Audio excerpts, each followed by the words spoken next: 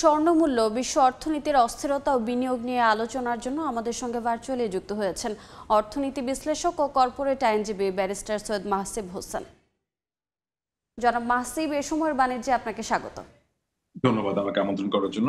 এই যে স্বর্ণের দাম হু হু করে বেড়ে যাচ্ছে, এটির পিছনে যৌক্তিক কারণ কি হতে পারে আপনার মতে? দেখেন, এটা আসলে খুব অ্যালার্মিং। স্বর্ণের দাম সবসময় বাড়ার দিকেই ছিল, এটা আজকে না। কিন্তু সবচেয়ে বেশি অ্যালার্মিং সেটা হচ্ছে যে গত ১ মাসের মধ্যে সিগনিফিকেন্টলি কয়েকবার করে দামটা বেড়েছে। এটার একটা বড় কারণ হতে পারে, সেটা হচ্ছে যে আপনার ওয়ার্ল্ড ওয়াইড ইনভেস্টররা প্রপার সোর্স পাচ্ছে, প্রপার কোনো সিকিউর জায়গা পাচ্ছে ইনভেস্টমেন্টের জন্য।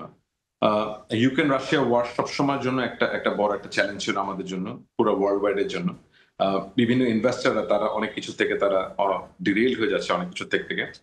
এখন বিষয়টা হচ্ছে কি আরেকটা, সেটা হচ্ছে যে ইউএস ডলারের যে আপনার স্ট্রেংথটা আমার মনে হচ্ছে সেটাও কমে যাচ্ছে। তার জন্য অনেক দিক থেকে ওয়ার্ল্ড ওয়াইড ইনভেস্টররা তারা তাদের চয়েস অফ ইনভেস্টমেন্টকে তারা চেঞ্জ করেছে। এখন মানুষজন অনেক গোল্ডের দিকে ইনভেস্টমেন্ট করতে যাচ্ছে। এখন আমরা যদি পুরো গ্লোবালি যদি আমরা দেখি, সামহাউ এই সাবকন্টিনেন্টের মধ্যে যদি আমরা যদি ফেরত আসি, তাহলে আমার কাছে মনে হয় যে ইন্ডিয়া, নেপাল, শ্রীলঙ্কা, ভুটান এই দেশগুলোর তুলনায় বাংলাদেশের গোল্ডের দাম আরেকটু বেশি। তো এটা আরেকটা বড় একটা অ্যালার্মিং বিষয়। আমার কাছে মনে হচ্ছে বাংলাদেশে গোল্ডের উপরে একটা অ্যাট্রাকশন বেশ কিছু ফ্যাক্টরস থাকে। একটা হচ্ছে কালচারালি, আমরা যে কোনো অনুষ্ঠানে হোক, বিয়েতে হোক, মানে উপহার হিসেবে আমরা গোল্ডকে চয়েস করি। কালচারালি এটা হচ্ছে আমাদের এই সাবকন্টিনেন্টের মধ্যে আমাদের একটা প্রবণতা আছে যে গোল্ড পারচেজ করা, বিয়ের সময় গোল্ড দেওয়া, দেনমোহর হিসেবে গোল্ডকে কনসিডার করা, সেটাকে আমরা কিন্তু মনিটারি একটা জায়গা থেকে কিন্তু আমরা এটাকে দেখি। এটা মনিটারি হাই মনিটারি ভ্যালু হিসেবে ধরা হয়, পার্টিকুলারলি বিয়ে এইসবের জন্য। তখন দেনমোহরটাকে গোল্ডের সাথে ভ্যালু করা হয়। সামনে বিয়ের মৌসুম, তারপরেও স্বর্ণের দাম এভাবে বাড়ছে। জি, এটাই বিক্রি কমে অ্যালার্মিং। যাচ্ছে। আরেকটা বিষয় হচ্ছে যে আমাদের দেশে যদি এবার আমরা যদি কনসিডার করি, গ্লোবালি তো আমি দেখতেছি হচ্ছে কি ইনভেস্টরদের চয়েস চেঞ্জ হয়ে যাচ্ছে।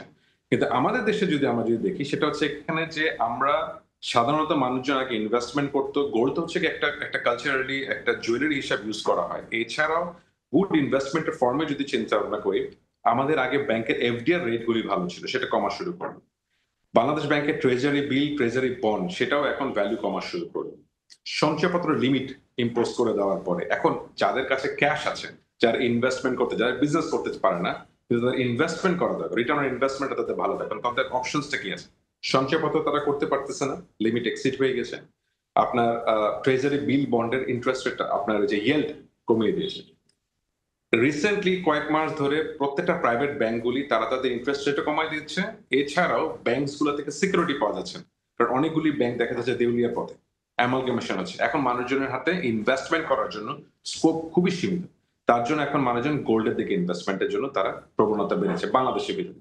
এখন বাংলাদেশে একটা বিষয় হচ্ছে যে যখন আপনার ডিমান্ড হাই, সাপ্লাই কম, তার জন্য যেটা হচ্ছে সেটা হচ্ছে যে ইন্ডিয়া, নেপাল, ভুটান, শ্রীলঙ্কা এদের তুলনায় বাংলাদেশে কিন্তু গোল্ডের দামটা একটু বেশি। যদিও ওয়ার্ল্ড ওয়াইড সব জায়গায় গোল্ডের দাম স্ট্যাটিক হওয়ার কথা, একই জায়গায় থাকার কথা ঘুরে ফিরে, আনফরচুনেটলি বাংলাদেশে গোল্ডের দাম কম্পারেটিভলি এইসব দেশের থেকে বেশি। পার্টিকুলারলি ইন্ডিয়ার, আমাদের পাশে যে রাষ্ট্রটা আছে ইন্ডিয়া, সেটার তুলনায় বাংলাদেশে গোল্ডের দাম কিন্তু একটু বেশিতে বিক্রি হচ্ছে অথবা কেনা হচ্ছে। তো সেটাও কিন্তু একটা বড় একটা বিষয়। সেখানে রেগুলেটরি বডিজরা কি করতেছে সেটাও কিন্তু একটা বড় একটা বিষয়, যে কারণ আমাদের দেশে ইনভেস্টমেন্টের ফর্মে মানুষ গোল্ড কিনে, অ্যাপার্ট ফ্রম দ্যাট কালচারালি এখন ডিসেম্বর, জানুয়ারি, ফেব্রুয়ারি এই সময়টা থাকে হচ্ছে গিয়ে বিয়ের সবচেয়ে পিক সিজন আমাদের এখানে এই সাবকন্টিনেন্টের মধ্যে থাকে। এখন গোল্ডের পারচেজ সবচেয়ে বেশি হয়। এখন যদি আপনার এই ধরনের যদি হাইয়েস্ট লেভেলে যদি থাকে, পার্টিকুলারলি ইন্ডিয়া, পাকিস্তান, নেপাল, ভুটানের তুলনায়, প্রবলেমটা যেটা হচ্ছে সেটা হচ্ছে কি মধ্যবিত্ত ফ্যামিলি তারা গোল্ড পারচেজ করতে পারবে না, তাদের লাগামের বাইরে চলে যাবে গোল্ড পারচেজ। তখন যেটা হবে, এইসব ফাংশনস গুলাতে বড় একটা কোয়েশ্চেন রাইজ করবে যে আমরা যে কালচারালি যে একটা ভ্যালিউ ছিল গোল্ডের জুয়েলারির কনটেক্সটে, সেটা কি আদৌ পারবে কি পারবে না। আরেকটা জিনিস আমার কাছে যেটা মনে হয়, এখন ক্রাফটসম্যান না যারা দেখা গেছে হচ্ছে গোল্ডের ট্রেডিং এর সাথে, একটা হচ্ছে গোল্ডের জুয়েলারি ম্যানুফ্যাকচারিং এর সাথে যারা ইনভলভ, যারা এসব গোল্ড আপনার জুয়েলারি দোকানগুলি যারা মেইনটেইন করে, জনাব যারা মাহসিব, আমরা দেখেছি যে ব্যক্তি ব্যবহার কমে গেছে স্বর্ণের ব্যাপারটিতে, কিন্তু এটি রিজার্ভে কেমন প্রভাব ফেলে?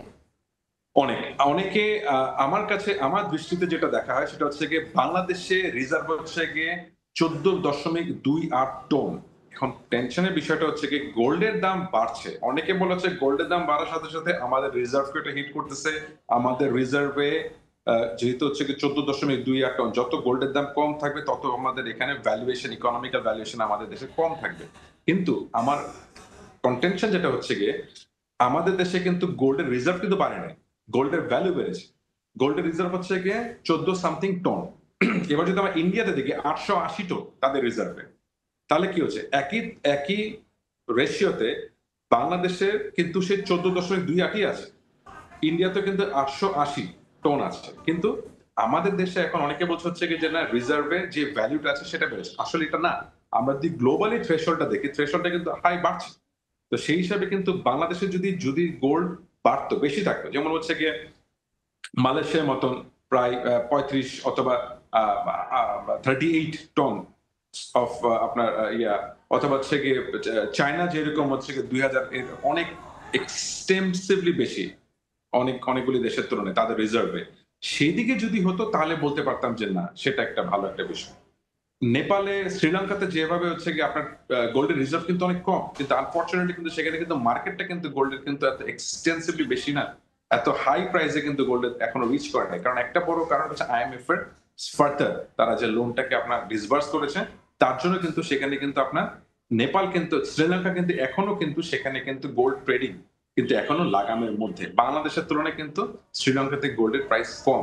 একটা বড় কারণ সেটা হচ্ছে গিয়ে যে শ্রীলঙ্কাতে রিজার্ভে গোল্ড কম থাকা সত্ত্বেও আইএমএফ এর লোনটা যখন পরে আবার ফার্দার এক্সটেন্ড করে দিল, তাদেরকে দেওয়া ডিসবার্স হলো, সেখানে কিন্তু তারা কিন্তু তাদের ইকোনমিটা কিন্তু টিকে রাখছে।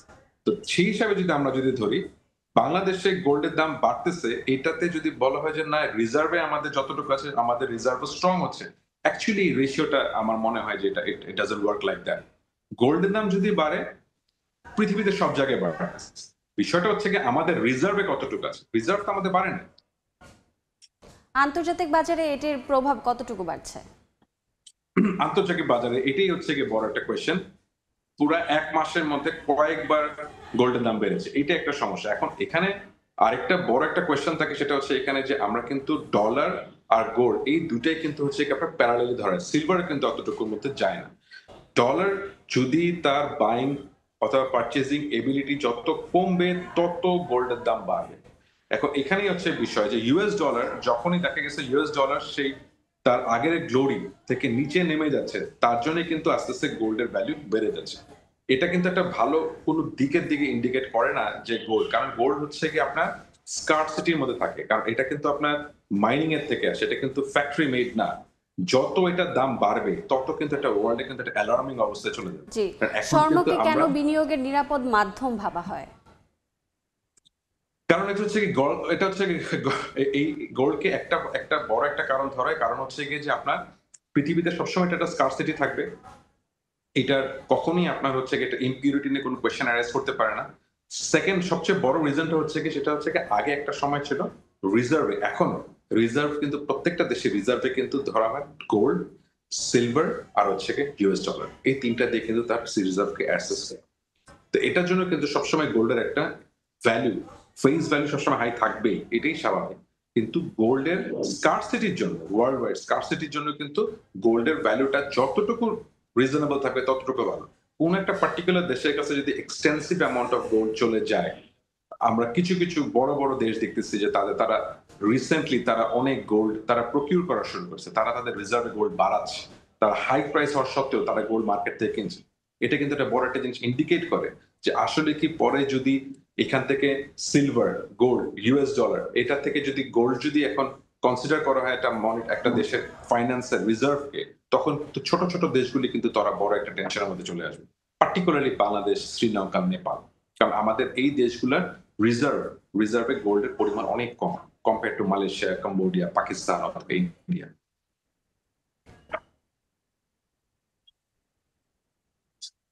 এক্ষেত্রে শোনা যাচ্ছে? করণীয় কি হতে পারে? এই ক্ষেত্রে প্রথমত হচ্ছে কি যদি আমরা গ্লোবালি চিন্তা ভাবনা করে দেখি, হ্যাঁ গ্লোবালি হচ্ছে কি রাশিয়া ইউক্রেন ওয়ার এটাকে এটা যতটুকু পর্যন্ত আপনার শেষ হয়ে যাবে তত ভালো। তাছাড়া হচ্ছে কি আপনার ইনভেস্টাররা যদি ডাইভার্সিফাইড ওয়ে অফ ইনভেস্টমেন্ট যদি চিন্তা ভাবনা, সেটা ভালো।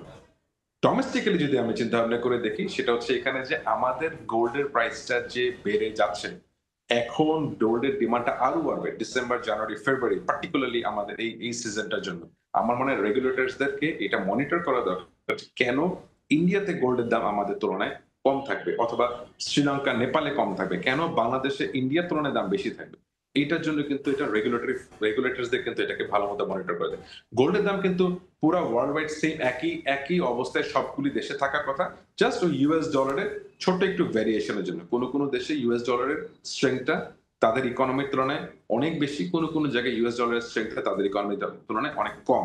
যেমন আমাদের দেশে হচ্ছে আমরা একটা 122 টাকা সামথিং আমরা একটা এই ফ্লোটে আমরা কিন্তু ট্রাভেল করছি বেশ অনেকদিন ধরে, যেটা কিন্তু একটা সময় কিন্তু আরো কম ছিল ইউএস ডলার।